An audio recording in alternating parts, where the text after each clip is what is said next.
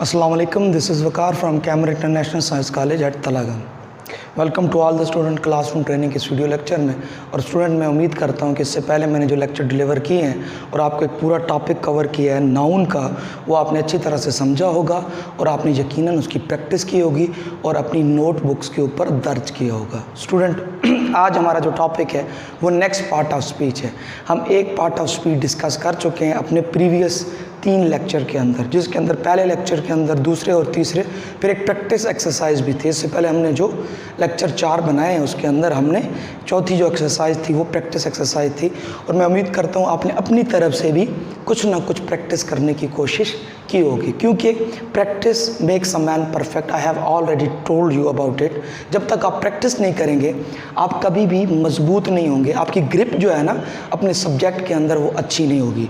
6th class के student, 7th और 8th class के स्टूडेंट, आपने मुतवज्जो रहना है, आपने लेक्चर को स्किप नहीं करना। मैं जो कुछ भी आपको पढ़ाऊंगा आपने तवज्जो से सुनना है और तवज्जो से सुनने के बाद अपनी नोटबुक्स के ऊपर इसको लिखना है। मैं यहाँ से हटता हूँ जब भी आपको स्क्रीनशॉट लेने का मौका देता हूँ तो उसकी वजह यही होती है। जब आप स्क्रीनशॉट लोगे तो आपके सामने एक फ़ोटो आ जाएगा। जब आप फ़ोटो के ऊपर वो अपने देख के नोट्स बना सकते हैं। वैसे तो मुश्किल हो जाता है स्क्रीनशॉट लेना, क्योंकि मैं बार बार आगे पीछे हो रहा हूँ, इसलिए मैं आपको थोड़ी देर बाद मौका देता हूँ कि you can take a screenshot for making your notes or noting on your notebooks. तो आपको ये फ़ायदा हो सकता है। स्टूडेंट आज का हमारा टॉपिक इंतहाई अहम है और इसको बहुत ज़्यादा वेटेज दी जाती है इंग्लिश लैंग्वेज के अंदर। स्टूडेंट जब तक आपको वर्ब का नहीं पता, इसको हम वर्ब कहते हैं बेसिकली, आर की जो आवाज़ है वो साइलेंट होती है। जब तक आपको वर्ब का पता नहीं होगा it means you don't know about the English language. आपको इंग्लिश लैंग्वेज का ही नहीं पता। If you want to learn English language, अगर आप इंग्लिश लैंग्वेज सीखना चाहते हैं तो आपको वर्ब का पता होना ज़रूरी है। Let's move towards our topic. आज का हमारा टॉपिक है वर्ब। वर्ब को हम उर्दू में फ़ेल कहते हैं, और अगर इसको मैं मज़ीद आसान कर दूं तो आसान लफ्ज़ों, सादा लफ्ज़ों में इसे हम काम कहते हैं। काम, एक्शन। कोई भी आप काम सर अंजाम देते हैं, किसी भी हवाले से कोई काम करते हैं तो उसको हम क्या कहते हैं? वर्ब या फ़ेल का नाम या काम का नाम देते हैं। सबसे पहले यहाँ पे हम इसकी डेफिनेशन लिखेंगे। अ वर्ड, एक ऐसा लफ्ज़, क्योंकि मैंने आपको बताया था जब भी हम पार्ट ऑफ स्पीच के बारे में बात करते हैं तो पार्ट ऑफ स्पीच सारे क्या होते हैं? वर्ड्स होते हैं। अ वर्ड विच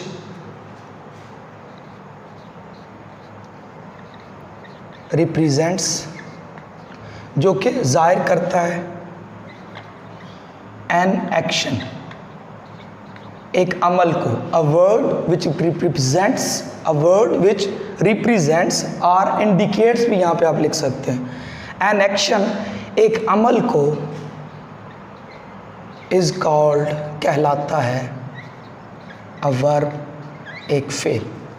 यानी एक ऐसा लफ्ज़ जो किसी भी अमल या फेल को जाहिर करे, एक ऐसा word, a word which represents और एक्सप्लेन्स और इंडिकेट्स। यहाँ पे आप रिप्लेस कर सकते हैं, इंडिकेट भी लिख सकते हैं, रिप्रेजेंट भी लिख सकते हैं और एक्सप्लेन भी, डिस्क्राइब भी।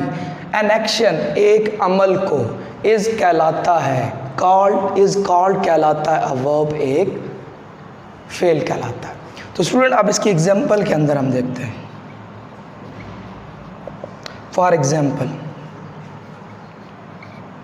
he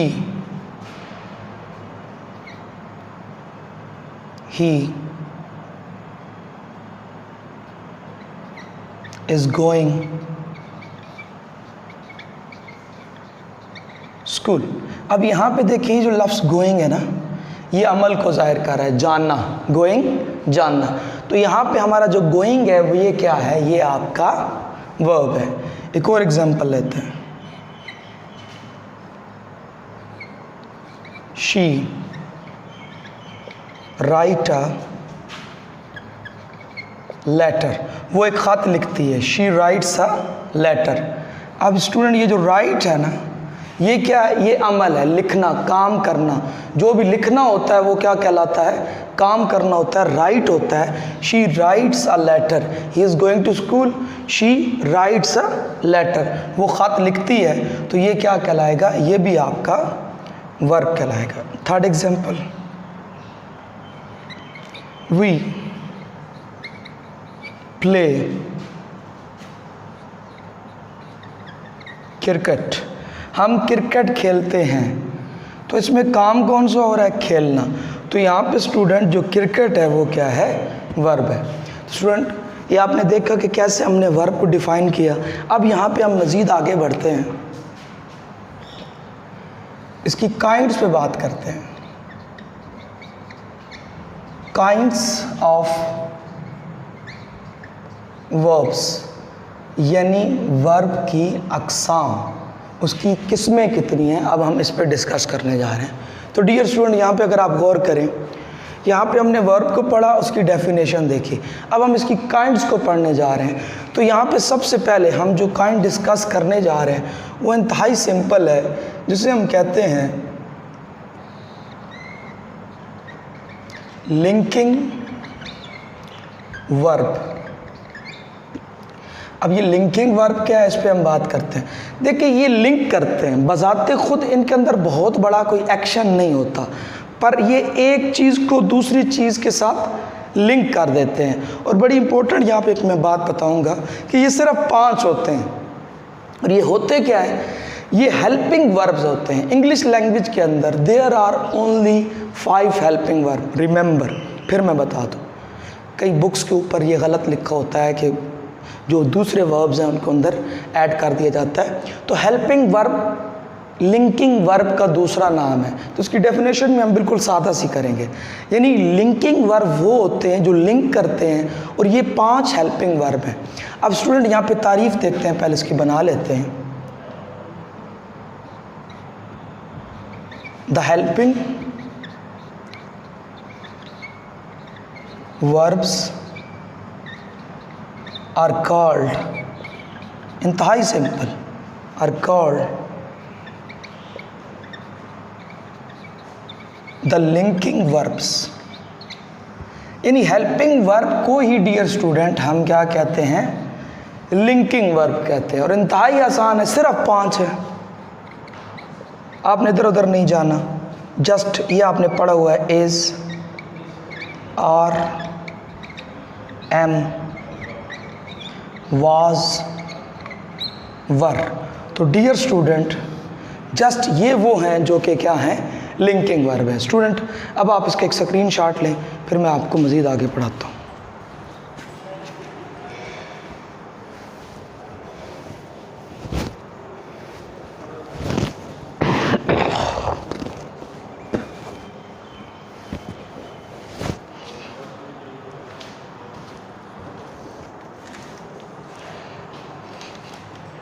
जी डियर स्टूडेंट, आपने स्क्रीनशॉट ले लिया। अब मैं इसको यहाँ से रेज करने लगा हूँ। तो स्टूडेंट अब तक हमने 2 वर्ब पढ़ लिए, अब हम मज़ीद पढ़ने जा रहे हैं।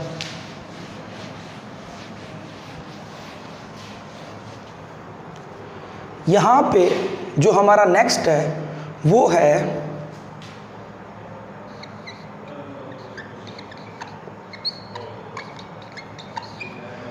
एक्सिलरी वर्ब, इसको ऑक्सिलरी बोलते हैं। अब ये ऑक्सिलरी वर्ब क्या है? ये दिखने में लफ्ज़ बड़ा मुश्किल है, लेकिन इंतहाई आसान है। इंग्लिश लैंग्वेज के अंदर 2 कॉन्सेप्ट है, एक है हेल्पिंग वर्ब और एक है हेल्पिंग वर्ड्स। एक हेल्पिंग वर्ब है, सिर्फ 5 है। ये कन्फ्यूजन है कि दोनों को मिक्स अप कर दिया जाए, दोनों को मिक्स करके एक बना के पेश कर दिया जाता है, ऐसा नहीं है। ये दोनों अलग अलग हैं, दोनों की अलग आइडेंटिटी है in English language. First there are 5 helping verb, is, are, am, was and were. अब बाकी जो हेल्पिंग वर्ड्स हैं वो क्या आपने अक्सर सुने? Do, does, can, could, might, may, would, should, have, has, had. ये सारे के सारे क्या कहलाते हैं? ये सारे के सारे ये वर्ड कहलाते हैं। अब इसकी डेफिनेशन के अंदर the helping words are called the helping words are called the auxiliary verbs. यानी हेल्पिंग वर्ड्स को स्टूडेंट हम क्या कहते हैं? ऑक्सिलरी वर्ब कहते हैं। अब इसकी एग्जांपल लेते हैं मिसाल के तौर पर, he has a book, she had a pen,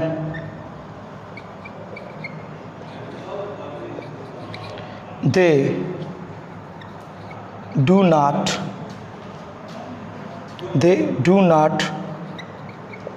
write a notebook। अब यहाँ पे गौर करें, he has a book, वो एक किताब रखता है, वो एक किताब रखता है। she had a pen, उसके पास एक कलम है या उसके पास एक किताब है, ये दोनों बन सकते हैं। वो किताब रखता है या उसके पास एक किताब है, वो एक कलम रखती है या उसके पास एक कलम है। They do not right a notebook, वो कापी नहीं लिखते हैं, वो कापी नहीं लिखते हैं। अब यहाँ पे गौर करें, हैज़, हैड और डू, ये तीनों के तीनों क्या हैं? ये तीनों की तीनों हैज़, हैड और डियर स्टूडेंट डू एटसेट्रा। इसी तरह does, can, could, might, may. मैं कुछ एग्जांपल और दे देता हूँ। He can go there, I could go to America, we should work hard। अब ये एग्जाम्पल देखें, he can go there, वो वहाँ जा सकता है, वो वहाँ जा सकता है। I could go to America, मैं अमेरिका जा सकता हूँ। अब मैं अमेरिका जा सका, मैं अमेरिका जा सकता था, मैं अमेरिका जा पाया। We should work hard, हमें क्या करनी चाहिए? मेहनत करनी चाहिए। अब यहाँ पे ये can, could और should, ये आपके सामने है। can, could, should, ये तीनों मोडाल वर्ब हैं और ये तीनों की तीनों हेल्पिंग वर्ड्स कहलाते हैं और इन्हीं को हम इंग्लिश लैंग्वेज के अंदर ऑक्सिलरी वर्ब का नाम देते हैं। मैं उम्मीद करता हूँ डियर स्टूडेंट आपने लेक्चर को अच्छी तरह से समझा होगा और यकीनन इसकी आप प्रैक्टिस करेंगे और यकीनन इसको अपनी नोटबुक्स के ऊपर दर्ज करेंगे। स्टूडेंट, मैं आपको ऑलरेडी ये बात बता चुका हूँ कि इसको आपने लाइट नहीं लेना। You should pay heed to this system. ये जो सिस्टम है, you should be attentive regarding this system. इस सिस्टम के हवाले से आपने बड़ा क्या कहते हैं अटेंटिव रहना है, मुतवज्जे रहना है। आपने लेक्चर्स जितने भी हैं, चाहे वो मेरी तरफ से डिलीवर किए जा रहे हैं, चाहे वाजिद साहब की तरफ से, समीद साहब की तरफ से, वो आपने सब के सब सुनने हैं। उनको आपने स्किप नहीं करना, ज़रा भी उसमें से कोई चीज़ नहीं छोड़नी और अपनी नोट्स बुक के ऊपर दर्ज करके अपने जो नोट्स हैं उनको बनाने की कोशिश करनी है। अपना ख्याल रखना है, अपने वालिदैन का ख्याल रखना है, अपने इर्द गिर्द का ख्याल रखना है और जो है जो भी मैं यहाँ पर पढ़ाया है मैंने आपको, उसको आपने घर में ज़रूर तैयार करना है। अपना ख्याल रखिएगा, घर वालों का ख्याल रखिएगा। शुक्रिया। इसका एक स्क्रीनशॉट ले लें।